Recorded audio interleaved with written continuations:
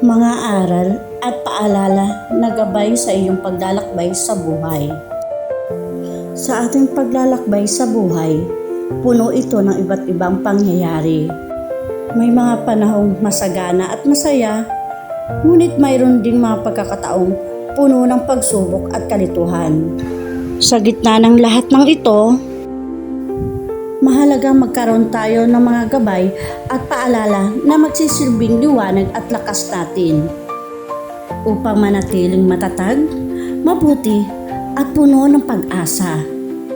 Narito ang ilang simple ngunit makabuluhang paalala na maaaring magsilbing gabay sa bawat hakbang mo. Huwag ikumpara ang sarili sa iba. May kanya-kanyang takdang panahon at landas ang bawat isa. Ang iyong usad ay sadyang para lamang sa iyo at hindi sukatan ng halaga mo ang tagumpay ng iba.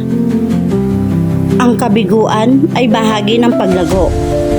Hindi maiiwasan ang mga pagsubok at pagkakamali, ngunit ito ang magtuturo sa atin, nagpapatibay at naghahanda sa atin para sa mas magandang pagkakataon.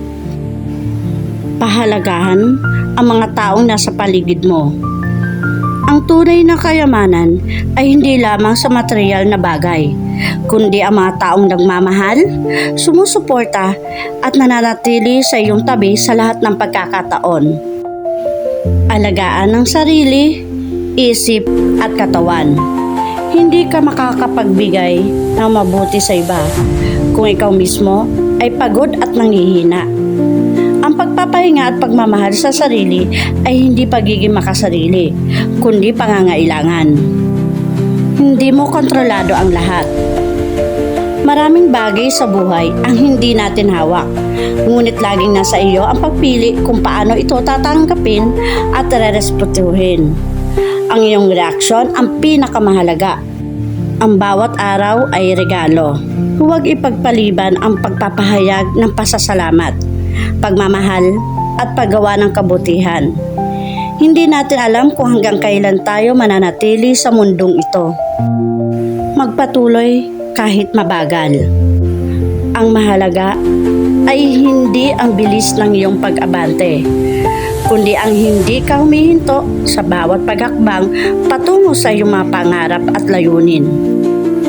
Sa huli, ang buhay ay isang mahalagang paglalakbay na puno ng mga aral at karanasan.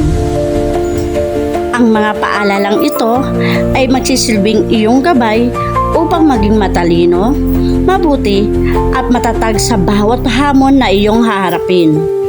Tandaan mo na ang bawat sandali ay may halaga at ang iyong puso at pagkatao ang pinakamagandang yaman na maaari mong tagalayin. Isabuhay mo ang mga ito ng may pagmamahal, pasasalamat at pag-asa, sapagkat ito ang magdadala sa iyo sa mas masaya at makabuluhang kinabukasan.